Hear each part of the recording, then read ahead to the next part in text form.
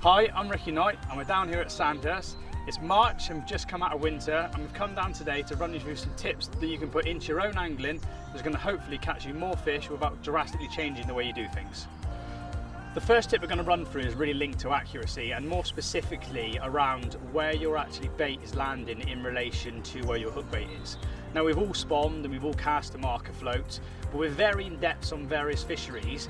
Do we truly know where our hook bait is in relation to actually our baited spot?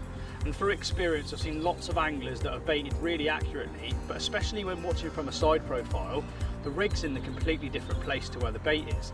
And that can be through many factors like the stretch of the mono or the depth of the water.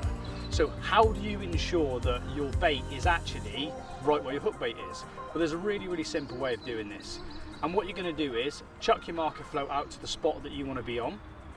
Obviously pop your marker float up so you can see it, and then when you're wrapping your fishing rods up, using a very small PVA bag of high buoyancy, normally bright pop-ups, hook it onto your hook end and then chuck it at the float.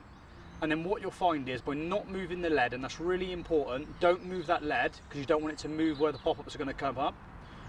What you'll do is the PVA will melt and the pop-ups will pop to the surface, and if they pop up around the float, you know exactly that your bait and your hook bait is in the same place.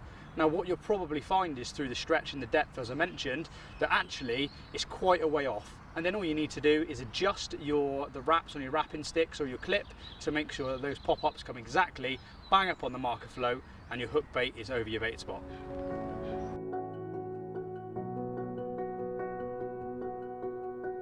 This is probably the one that I've spoke to anglers on the bank most about more than anything else, and it's about using the correct lead setup for the substrate and the topography you're fishing over.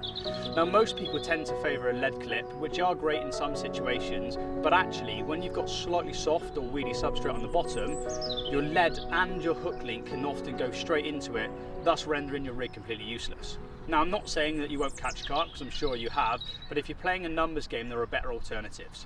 For me, 90% of my fishing is using helicopter rigs because it completely negates the fear of the lead going into the substrate. My hook link's going to kick away really nicely, meaning that I'm presented.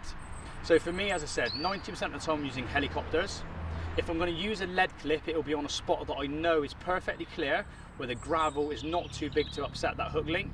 And then on stuff like your inline leads, the only time I personally tend to use them is in the margins where I can actually see the rig, or in solid bags.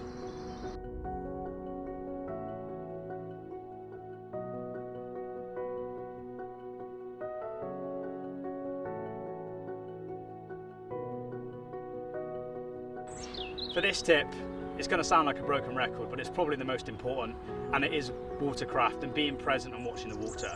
Now, the fish tend to normally show in certain lakes at certain times, whether that be first or last light, but for us as anglers, this is the biggest advantage when it comes to location, and you'd be amazed how many people still choose to stay in bed late or not get up or watch movies so you can't hear the fish. So for this one, it's dead simple.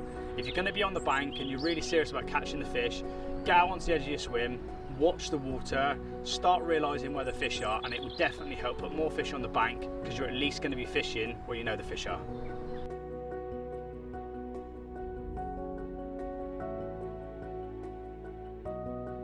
You could say it's slightly debatable, but actually when you look at the science and the mechanics of it, really I don't think there's any arguments to say, and that's using sharper or sharpened hooks. Now, I've been using sharpened hooks for probably the last 10 years, and my losses, I'm quite fortunate, I've been very few and far between, and I put that down to using sharpened hooks.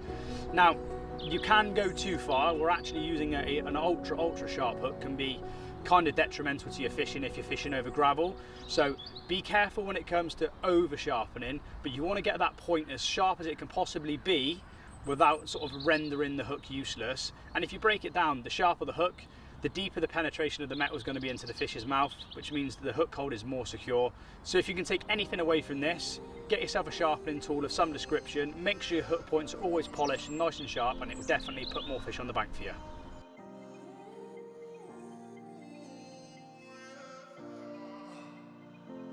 When planning a session, there are lots of things that we think about. Rigs and bait, location, and maybe what friends are going with you and where you're going to come out in a draw if you're doing a social like we are now. But actually, something that's super important is the weather. But more importantly, the future weather, not just the here and now, but what's going to happen during your session. And a prime example is, well, right now, the weather was different to when we arrived to what it's going to be for the whole of our session. And lo and behold, just by checking that forecast, I'm now on the only part of the lake that's got a wind blowing into it, which has been probably no coincidence that I've had the most amount of fish so far in this session, because the conditions are perfect for this swim, which I factored in when doing the draw because I had checked it. So definitely check out the weather in advance. It will help you guide you where you're going to go on the pond when you arrive. Well, that's exactly why we come to Sandhurst. What a lovely 30-pounder. Use the tips that we've gone through in this video and hopefully you put more fish on the bank, and you never know, you might catch one just like this.